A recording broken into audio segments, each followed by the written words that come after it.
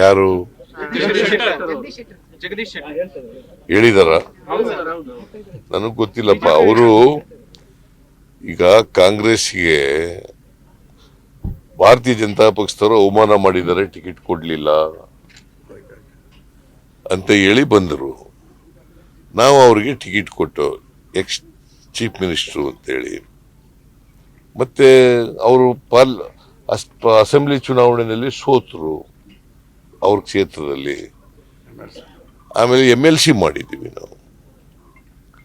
So Congress ಪಕ್ಷದಲ್ಲಿ ಅವ್ರಿಗೆ ಯಾವುದೇ ಅನ್ಯಾಯ ಆಗಿಲ್ಲ, ಅವಮಾನನೂ ಕೂಡ ಆಗಿಲ್ಲ. ಅವ್ರನ್ನ ಗೌರವಯುತವಾಗಿ ನಡೆಸ್ಕೊಂಡಿದ್ದೀವಿ. ನಂಗೆ ಗೊತ್ತಿಲ್ಲ, ಈ ಡೆವಲಪ್ಮೆಂಟ್ ಗೊತ್ತಿಲ್ಲ ನನಗೆ. ಸುಮ್ನೆ ಸುದ್ದಿ ಹೇಳ್ಬೇಡ್ರಿ. Press meet ನಡೆದಿದ್ಯಾ? ಬಂದಿದ್ಯಾ ಪ್ರೆಸ್ ಮೀಟ್ ನಲ್ಲಿ?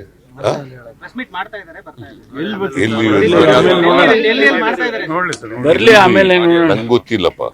ನನಗೆ ಅವರು ಒಂದ್ಸಾರಿ ಏನ್ ಹೇಳಿದ್ರು, ನನಗೆ ಕಾಂಗ್ರೆಸ್ನಲ್ಲಿ ಭಾರತೀಯ ಜನತಾ ಪಕ್ಷದಲ್ಲಿ ಅವಮಾನ ಮಾಡಿದ್ದಾರೆ ಟಿಕೆಟ್ ಕೊಡದೇನೆ, ನಾನು ಮತ್ತೆ ವಾಪಸ್ ಹೋಗಲ್ಲ ಅಂತ ಹೇಳಿದ್ರು. ಅಷ್ಟು ಗೊತ್ತು ನನಗೆ.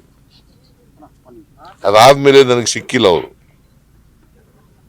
ನೋಡಿ, ಎಲ್ಲ ಮಿನಿಸ್ಟ್ರಿಗಳು ಕೂಡ ಒಂದೊಂದು ಹೆಸರುಗಳು ಹೇಳ್ತವೆ. ಕೇಳಿದಾಗ ಇಟ್ಸ್ ವೆರಿ ಡಿಫಿಕಲ್ಟ್. ಅಧ್ಯಕ್ಷರು ಸಾಮಾನ್ಯವಾಗಿ ಅಧ್ಯಕ್ಷರು, ಚೀಫ್ ಮಿನಿಸ್ಟ್ರು, ಹೈಕಮಾಂಡ್ ಇದು ತೀರ್ಮಾನ ಮಾಡ್ತಾರೆ ಯಾವಾಗ. ಈಗ